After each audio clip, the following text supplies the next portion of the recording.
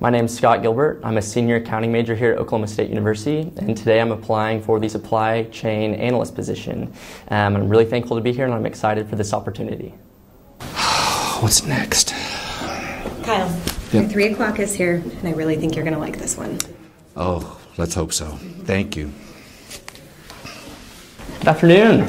Hi, Scott. Hi, I'm Kyle. Good to see you. Oh, everything all right? Have a seat. Okay, yeah. Thank you. Thank you. Thank you for coming in. Absolutely, it's a pleasure to be here. I appreciate your interest in Gerstenschlager. Scott, go ahead and tell me a little bit about yourself. Okay, so as you know, I'm a senior accounting major here at OSU. I'm from Paris, Texas, but I actually have an older brother who went here about 4 or 5 years before I did. So it made it an easy decision to follow in his footsteps and come pursue my degree here at OSU. I started out as a construction management major, but quickly learned that wasn't really what I wanted to study, so I actually found myself as an accounting major. I've taken a few supply chain management classes, and I've really developed an interest in supply chain, which is why I'm here today, very interested in this position. Okay, perfect. Very good. And we've had some great candidates and hired several people from Oklahoma State, so love to see that. All right.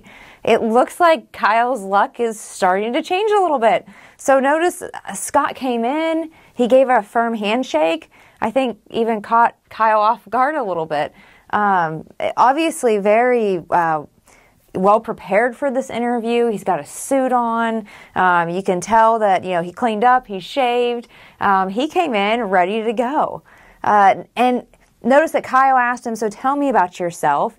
And he spoke to, the facts. He stuck to the facts. I'm a senior at Oklahoma State University. I'm studying this. And then notice that he also mentioned, that his older brother went to Oklahoma State University, and that's what drove his decision, to go to OSU. So that's a great way to answer that question. Kyle's going to remember Scott because of his answer, but it wasn't too long. He didn't start way at the beginning. And, look, he's smiling.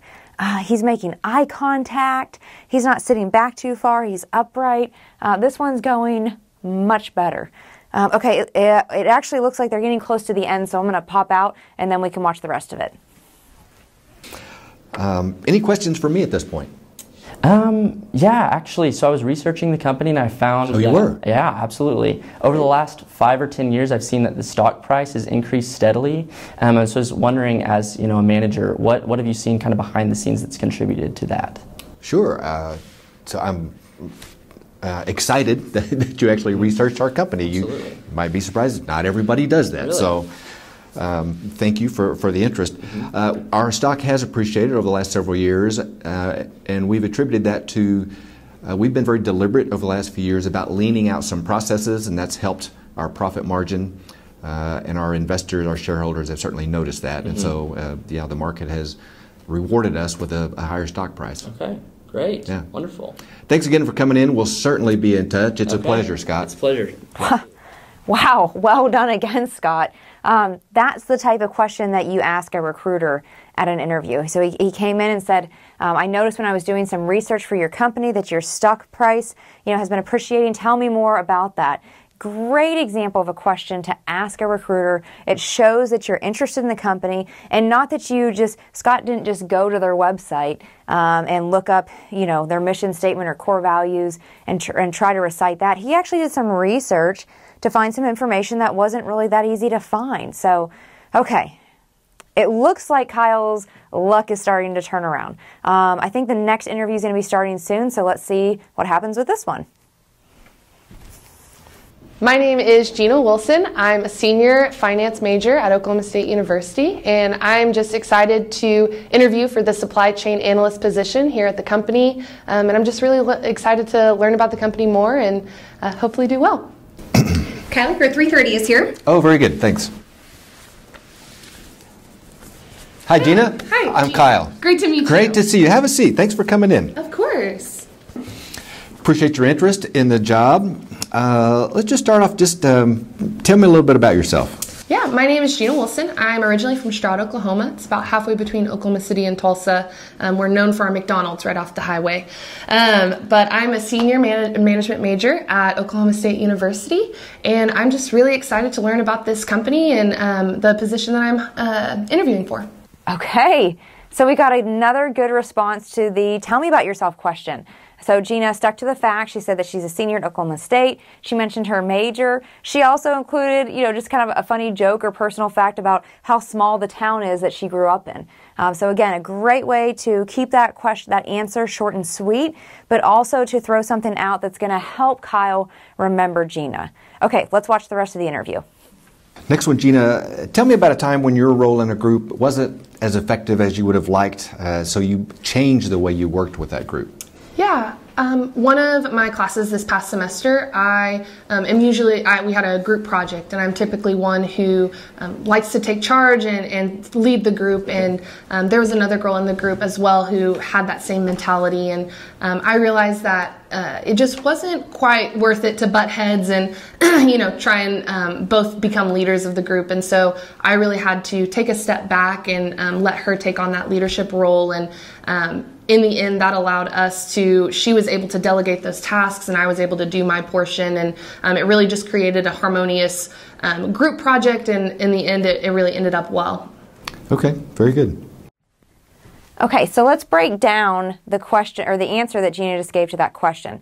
So Kyle said, tell me about a time. And so we're looking specifically, it's a behavioral-based interview question, and we were looking for Gina to really hit on that STAR model. So situation, task, action, result.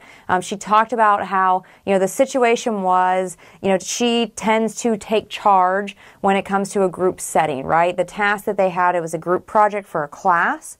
And what she realized is that there was someone else on the team that wanted to take charge as well, and they were kind of butting heads a little bit.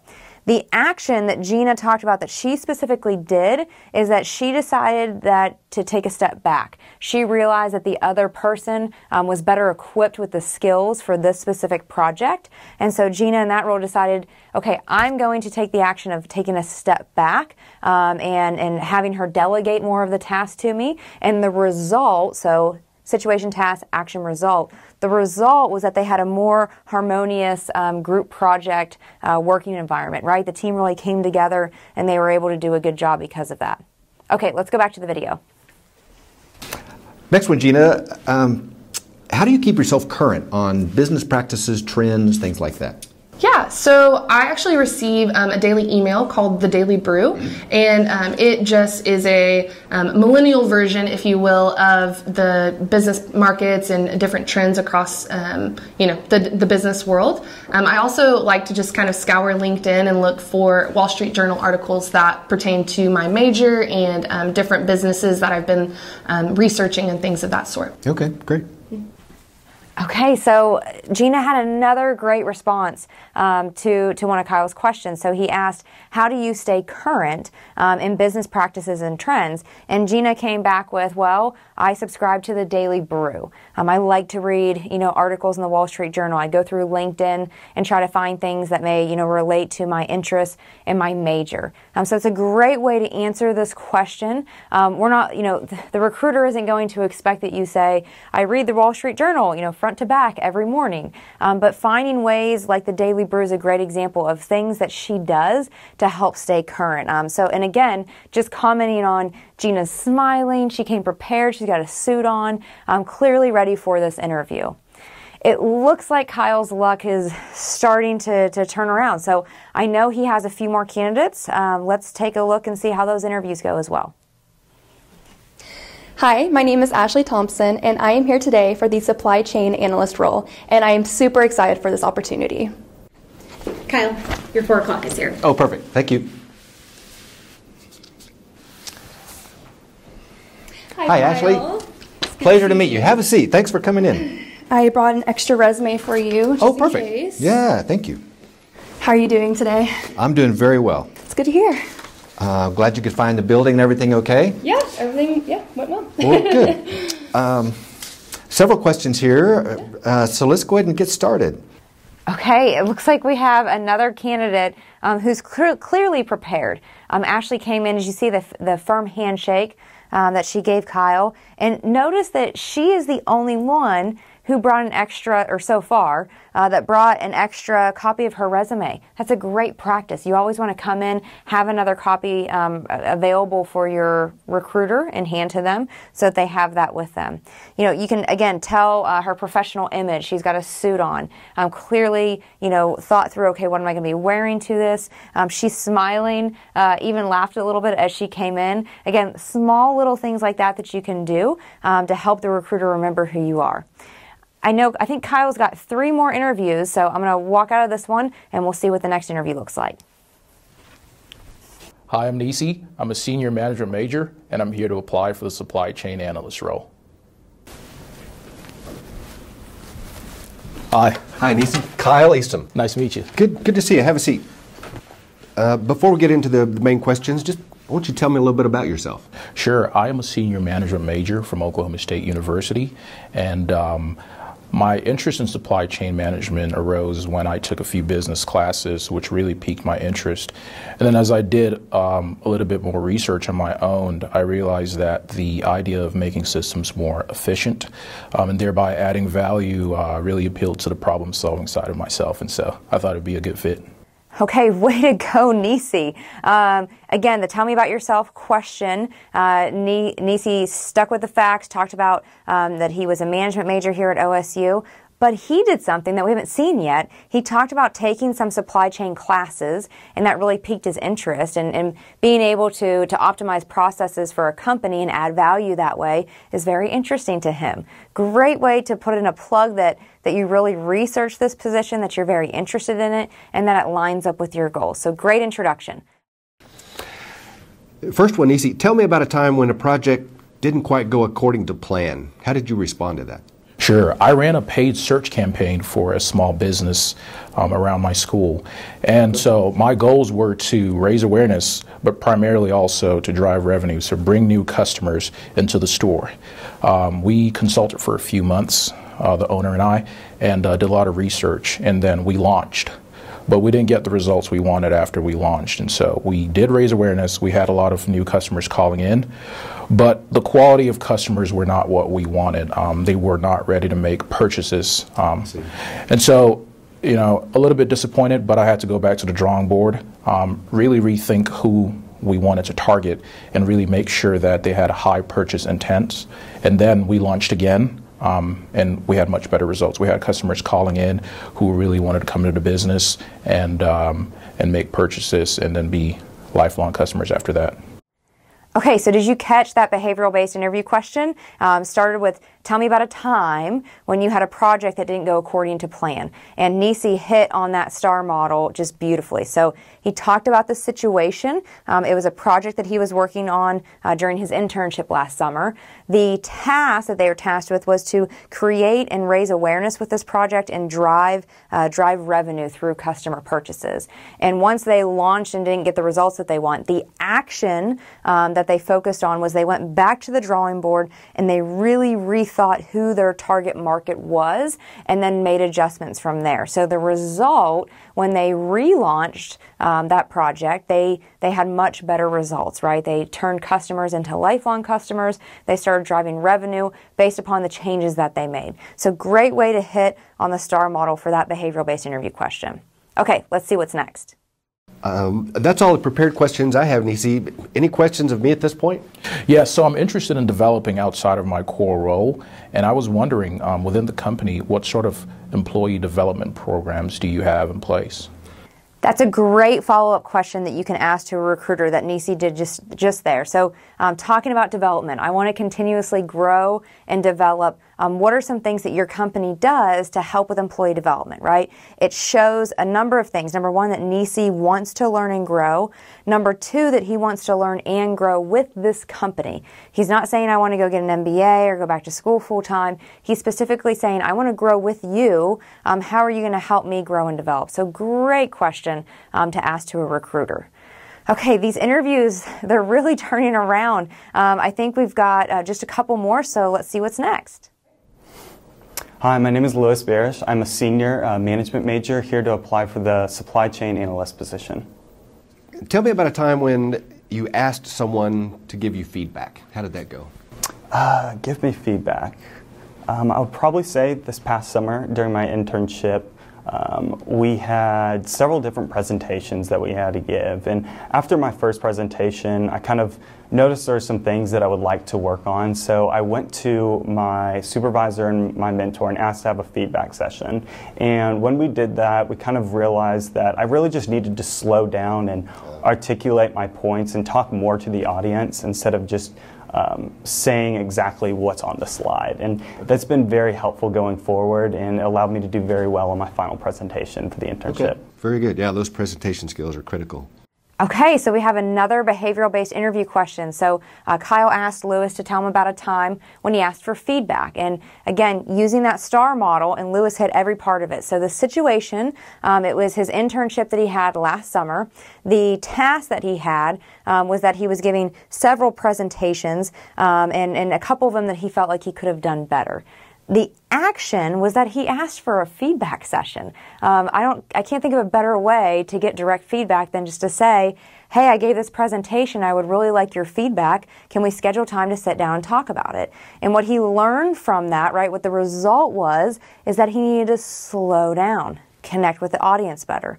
The result, so that last part of our STAR, was that he was able to perform better on his final presentation. He felt like he was able to better connect with the audience. Great way to knock through that STAR model. Okay, let's see what the next question is. Next one, Lewis, tell me about a time when your role in a group wasn't as effective as you would have liked, and so you changed the way that you worked with them. Being effective in a group, when I actually first started my judicial board term in my fraternity, I used to kind of be very opinionated in my thoughts and would jump to different decisions. They sat down with me and they said we need to kind of take more of a holistic approach and figure out what the best needs are for that individual as well for the organization. And by doing that and kind of tailoring towards them, I was able to apply that during my term as presidency and really got to gain respect from my fellow members inside of the chapter as well. Okay, so again, another behavioral-based interview question. Let's break down Lewis's answer to that. So he talked about the situation. The situation was the first term that he served on the judicial board for his fraternity. The task was that there were certain decisions that they had to make, right? And sometimes Lewis came across as a little too opinionated in his decision. The action that he took is that he was able to, based upon their feedback, apply a more holistic approach to his decision making, probably a bit more of a democratic approach to things. The result is that he was able to gain more respect, especially when during his presidency, he was able to gain more respect and build that relationship with his board members. So 2 behavioral-based interview questions that Lewis did a great job with. Okay, we've got one more interview, or one more candidate. Let's see who's up next. Hi, my name is Caleb Sedley. I am a management major, and I am applying for the supply chain analyst role. How's it going, Caleb? Mr. Easton? How you doing? Come in, have a seat. Thank you very much. I'm glad to see you. Good to be here. Thanks for coming in. I appreciate your interest in the job here at Gerstenschlager. Tell me about a time when you worked with someone who was difficult to get along with. What did you do? A person that was difficult to get along with. I think back to one of my classes, one of my marketing classes specifically. We had a group project. We all had specific roles. We had one specific person that wasn't interested in working, wasn't interested, didn't want to be involved, Sure. kind of was looking for us to help him along with that. And it was having our group suffer. So I decided to go and talk to him, go and see maybe like what the problem is, maybe see something that, maybe find out something that he's more passionate about. And after I did that, I found out that there was a unique specific section in our research that we had to do that he was super involved with, he just didn't know. And so I got to talk to him, get more involved with him, explain to him this side of the project. He all of a sudden became super enthusiastic about working with us. He was very excited to be working and was very passionate about it. He did really amazing work, and overall, it worked out great for the team. We all worked together really well. We got to hold him accountable. He held us accountable even. And it was a complete success, and we got a great grade out of it. Oh, okay. Very good. Okay, so Caleb got a behavioral-based interview question from the start, And remember that this question sounds very similar to the one that Jimmy had. So it talks about, tell me about a time when you worked with someone who maybe was difficult to get along with. So Caleb hit all the components of the STAR model. He talked about the situation. It was a marketing class. The task, it was a class project. There were several members, one member not as engaged. The action, what Caleb did in that situation, is he went and talked with the group member and actually found out that he had a unique skill set that was going to be really, really helpful with the group project. And so they started to apply his strengths to the project. And the result was that, I mean, not only did they start to work better, and they worked very well together in the end, they were also holding each other accountable. I love that word, accountability. They were holding him accountable, he was holding them accountable, so the group was really able to be successful as a team. Okay, let's see what the next question is. Next one, give me an example of a time when you were unable to follow through on a commitment. How did you respond to that? Commitments. I have a hard time saying no sometimes, and that is one area where I could definitely improve on in the future. But a specific case scenario is I once overcommitted myself, specifically on 2 different ministries. I booked myself for 2 different places at one time, and I knew that that was obviously not going to be able to happen. I can't be 2 places at one time, but I realized that, you know, at some point I'm going to have to talk to at least one of them, tell them that I'm not going to be there. So that's what I did. I went and talked to one specific of the parties, and I explained to them the whole situation, that I simply overbooked myself, that I didn't mean to, that this won't happen again in the future, that I've learned from my lesson. And they were amazing. They were completely understanding. They were very forgiving. They helped me along to meet with them again in the future, and it almost, in a sense, built some trust between us, which was a great benefit that came out of the situation. But it also taught me a valuable lesson of when the right time to say no and when's the right time to say yes, and how to manage my time better so that I can fulfill expectations that I set for myself and other people. Okay. Okay, so another behavioral-based interview question. This time it's talking about, tell me about a time when you couldn't follow through on a commitment. And let's break down Caleb's answer. So he talked about the situation were 2 ministries that he worked with or helped out with. The task is that he had to be in 2 separate places at the same time, and obviously that can't happen, so he overcommitted himself.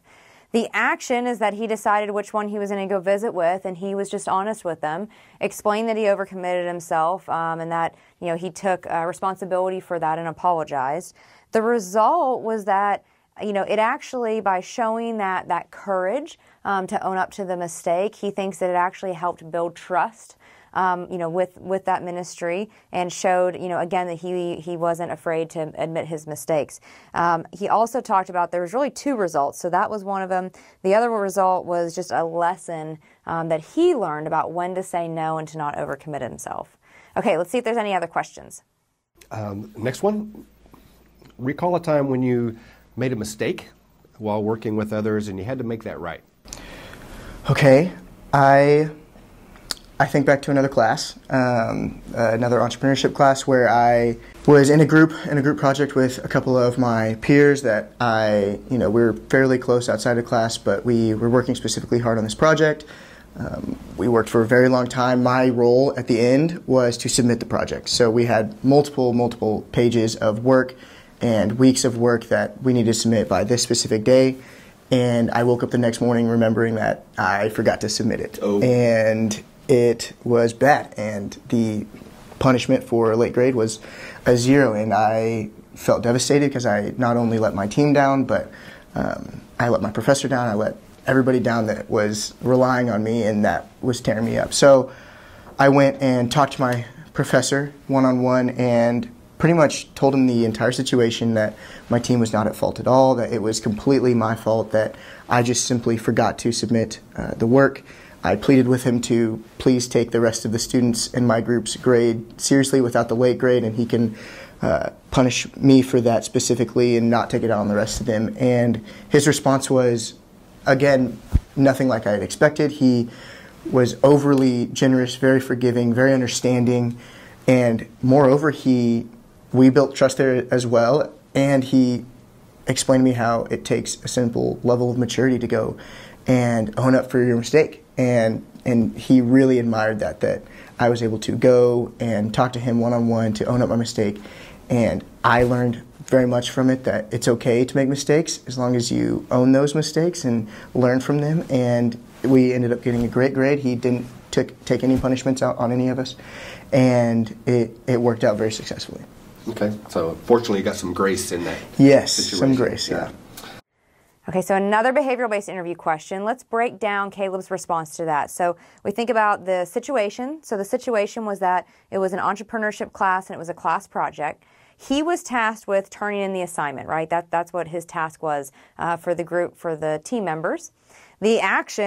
The first action is that he forgot to submit the assignment, so that was a big no-no. But once he realized what he did, obviously, he was not going to be able to sleep at night if he didn't fix it. So the action is that he went and talked directly to the professor, took complete responsibility for his mistake, said, please punish me, don't punish my team members, it was my fault.